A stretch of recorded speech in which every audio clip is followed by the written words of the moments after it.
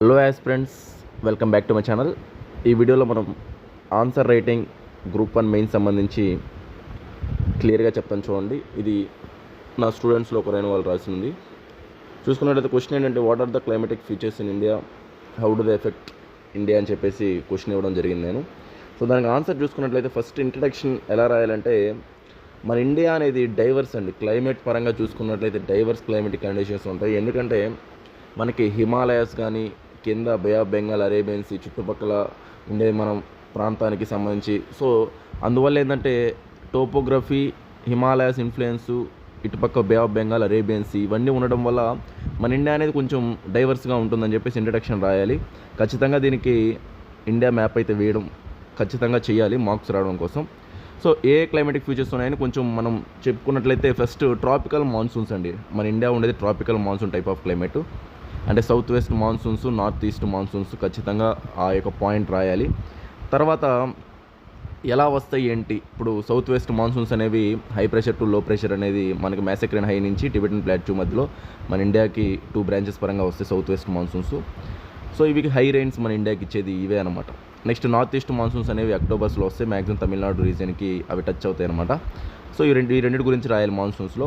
తర్వాత పాయింట్ ఏం సార్ అంటే, క్లైమేట్ కాకుండా టెంపరేచర్స్ కూడా డిఫరెంట్గా ఉంటాయి. ఇప్పుడు చూసుకున్నట్లయితే థార్ డెజర్ట్లో హై టెంపరేచర్స్ ఉంటాయి.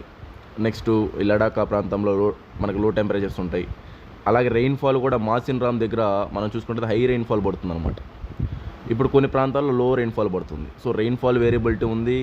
అలాగే ఈ యొక్క మాన్సూన్స్ గురించి, next temperature ranges, next forests గురించి కూడా tropical డెసిడస్ forest, next evergreen forest differences ఉన్నాయి. క్లైమేట్ డిఫరెన్స్ ఉన్నాయి. సాయిల్ కూడా బ్లాక్ సాయిల్, అలివియల్ సాయిల్స్ ఇవన్నీ డిఫరెన్సెస్ ఉన్నాయి.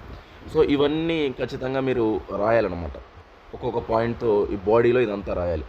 Next second point, effect of climate in India చూస్తే ఏం ఎఫెక్ట్ అంటే మెయిన్ అగ్రికల్చర్ అండి. అగ్రికల్చర్ ఈ యొక్క క్లైమేట్ వేరియేషన్స్ మీద మన ఇండియా అనేది అగ్రికల్చర్ డిపెండెంట్ కంట్రీ అనమాట. అందువల్ల అగ్రికల్చర్ అనేది చూస్తే మాన్సూన్స్ అనేవి కానీ మనకి తక్కువగానే వచ్చిందంటే రెయిన్ఫాల్ ఖచ్చితంగా అది అగ్రికల్చర్ ఎఫెక్ట్ అవుతుంది, ఎక్స్పోర్ట్స్ పరంగా కానీ నెక్స్ట్ మనకి కూడా.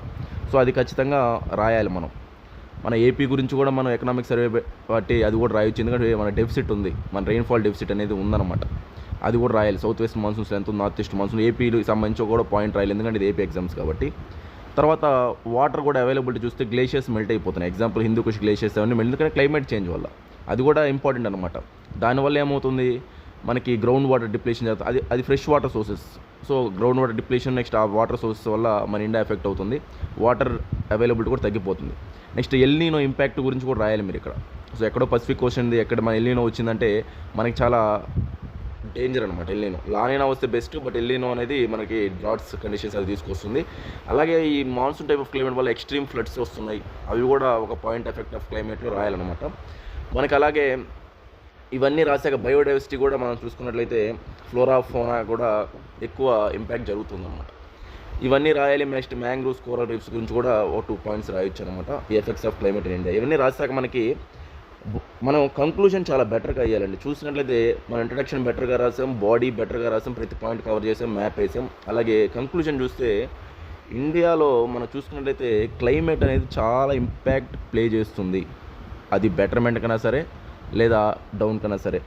సో దీన్ని మనం బెటర్ కండిషన్స్లో ఉండాలంటే మనం బెటర్గా చేయాలి. So proper management, next use of artificial intelligence in climate weathering patterns సంబంధించి, నెక్స్ట్ సస్టైనబుల్ అగ్రికల్చర్ ప్రాక్టీసెస్ సంబంధించి ఇవన్నీ రాయాలన్నమాట కంక్లూషన్లో.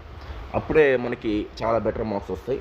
సో ఇక్కడ చూసినట్లయితే ఇక్కడ రాసిన చూడండి, India plays crucial role in shaping economy, lifestyle and environment, making climate manage essential for sustainable development అని రాశారు. సో నేను చెప్పినవి కూడా రాస్తే ఇంకా బెటర్గా ఉంటుంది. ఓకే ఫ్రెండ్స్, అయితే థ్యాంక్ యూ అండి. సో ఎవరన్నా కోర్స్ జాయిన్ అవ్వాలనుకుంటే నా నెంబర్ కాంటాక్ట్ చేసి వాట్సాప్లో మెసేజ్ చేసి జాయిన్ అవ్వండి. 40 days డైలీ 10 questions, 400 questions. చాలా ఎక్స్ట్రీమ్గా ప్రిపరేషన్తో, చాలా కరెంట్ అఫైర్స్ అప్డేట్స్తో మన ఆన్సర్స్ అనేవి ఉంటాయి. సో మంచి మార్క్స్ స్కోర్ చేసుకోవచ్చు. ఇది నేను జస్ట్ ఎగ్జాంపుల్ చూపించాను అనమాట. ఓకే ఫ్రెండ్స్, అయితే నెంబర్ కాంటాక్ట్ చేసి జాయిన్ అవ్వండి. థ్యాంక్ యూ అండి. బాయ్ అండి.